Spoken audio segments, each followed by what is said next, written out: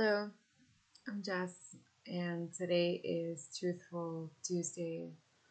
Um, Today I want to talk to you about parenting and how difficult and exhausting it can be.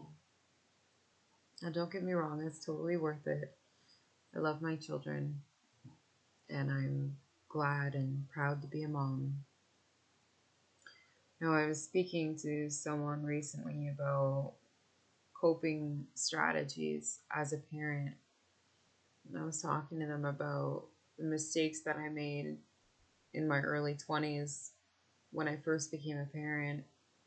I became a parent at 20 for the first time.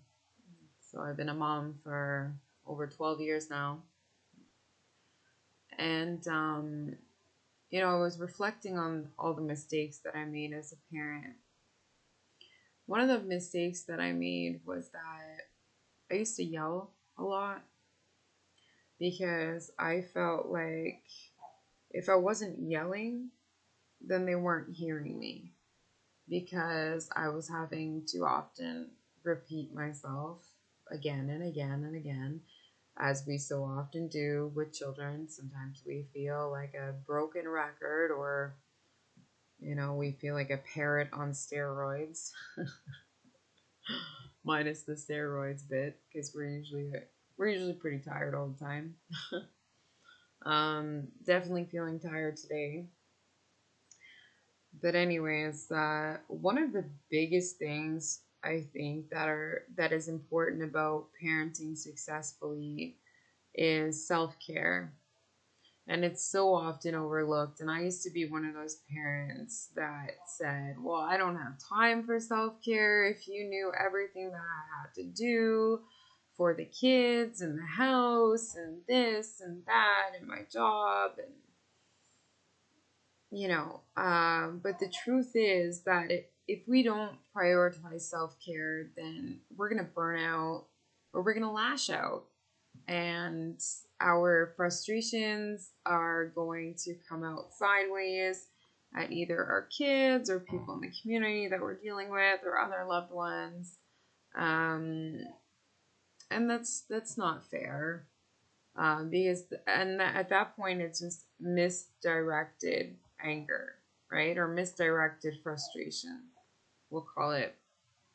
So self-care. So really, it's about the basics, and it sounds simple, um, but really, like, you have to prioritize putting these basic steps into application. And what they are is the basic things like, you know, if you're hungry, have a snack. If you're tired, have a rest, if you can. There's this acronym that I picked up years ago in the 12-step program, called HALT, hungry, angry, lonely, tired. And basically, you go through like the system where you check off, like you do a mental check. You can do a physical check too if you want to write it down on a piece of paper, if that helps you better. But you do a mental check in your head and you're like, okay, am I hungry? Am I angry? Am I lonely? Am I tired? If any of those basics are lacking, or you know that you're in need, then address it and take care of it to the best of your ability and stay on top of it, because really it can get away from you like quite quickly. People that are in a caregiving role, we often suffer from burnout, and it's because we don't prioritize our own self-care. One of the strategies that I used to use for dealing with my children that they would misbehave, I'm going to circle around back to that topic, was that I would yell. And yeah, I would feel like if I didn't yell, then I wouldn't get my point across and they wouldn't listen to me, and it would have to get to that point. But the truth is, it doesn't work. And I've learned this just over years of experience as a parent, and the mistakes that I've made, like through trial and error, and also working on myself and striving towards an awakening state and being more conscious and mindful and self-aware. Mindfulness is something that all parents would do good to practice. Mindfulness is just a fancy word for self-awareness. It's important to be aware of our own needs and wants. I know that as a parent, we sacrifice a lot for our children in the name of love, and we often get left out or left behind, and it's just not right. It's just not going to work. It's just a recipe for disaster.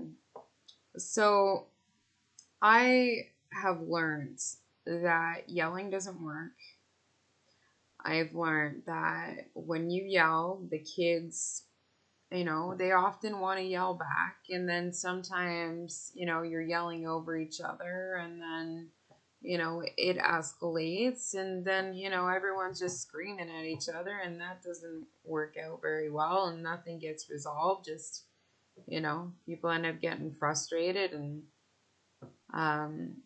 or your kid ends up crying, and then you feel guilty because your kid is crying because you yelled at them, and then you reminisce. If you're anything like me, anyways, I would reminisce all day. Like, say, I'm in the morning and like I'm getting the kids ready for school and trying to get them out the door, and it's a frustrating process sometimes. A lot of times, that was a big stressor in our life.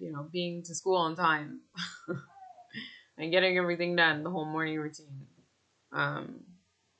Yeah. So anyway, that was a frustrating and stressful time for us. We don't experience that now because my children have been homeschooled since the beginning of the pandemic. Something that I actually wish that I would have done a long time ago. But yeah, not every parent can do that, and I mean that's okay.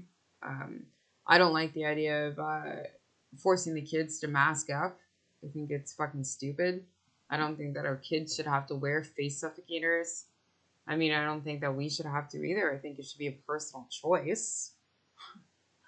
But yeah, it is what it is, I guess.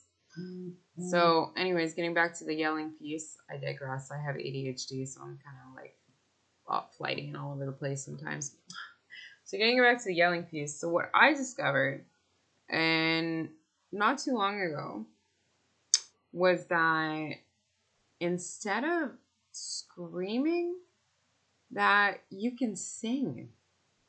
And I know it sounds silly and it sounds way too simple, but honestly, it works. And it works so fucking good. Especially if your kids are young, like toddler age, or like preschool or early grade school. Singing. Singing instead of screaming or yelling. Singing. Now, if you've heard of any anger management techniques or anything like that, you've heard the phrase count to 10, and like I've heard that countless times, and I just roll my fucking eyes. Oh yeah, I'm gonna count to 10. That's gonna really fucking do wonders for me. But on the contrary, if you sing to 10, then it actually goes pretty good. And if you sing to 10 on repeat, it does wonders. And before too long, like within a few minutes, your kids are singing to 10 with you, and they forgot why they were upset in the first place. And then we're all getting ready together, and we're all doing our thing and getting it done. And you sing to 10, like whether you're getting them dressed or trying to help them brush their teeth or, getting out the door or, going to eat breakfast, whatever, like, just whatever kind of frustration you guys are battling with, instead of like, freaking out, losing your cool, and then obsessing about it all day. And then it ruins your day. You're at work yourself or school or appointments or whatever, and you're reminiscing about how you freaked out in the morning and you're feeling guilty about it all day long. And then it sets you on a bad note for your own day, and that's not cool. And then it's like a vicious fucking cycle. And then you feel crummy, and you feel like kind of a shitty parent, and yeah, so instead of having that guilt and all of that, singing to 10, or like I said, if they're younger, it's more effective when they're younger, but their favorite nursery rhyme. Like me and my 2-year-old, we often sing John Jacob Jingleheimer Smiths over and over and over again, and it helps her. It helps her process her feelings and her emotions. But yeah, this singing to 10 business, it's really simple. And honestly, how I came up with it was like, my middle daughter, she used to have this phone, this toy phone, and it would sing to 10. And then like one day, I'm just like thinking about it, and I'm just like, holy crap. I'm like, if I copy that song, if I just sing to 10, it's going to change her mood, and we're going to be off in a better note. Sorry, one second.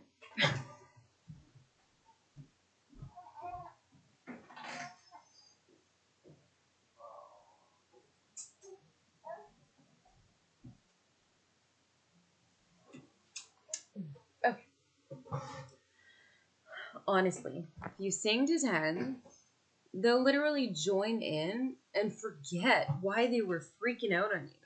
Like, they could be kicking you and punching you and flailing themselves on the floor and banging their head off the wall.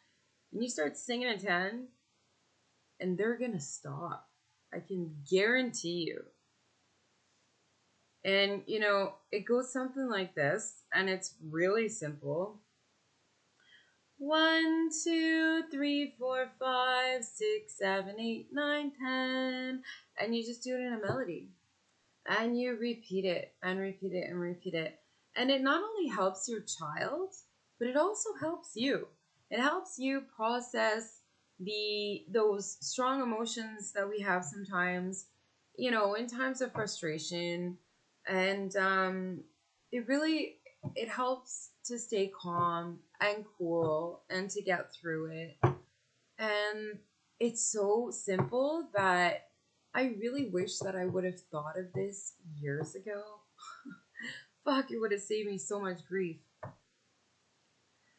So, again, something simple like 1, 2, 3, 4, 5, 6, 7, 8, 9, 10.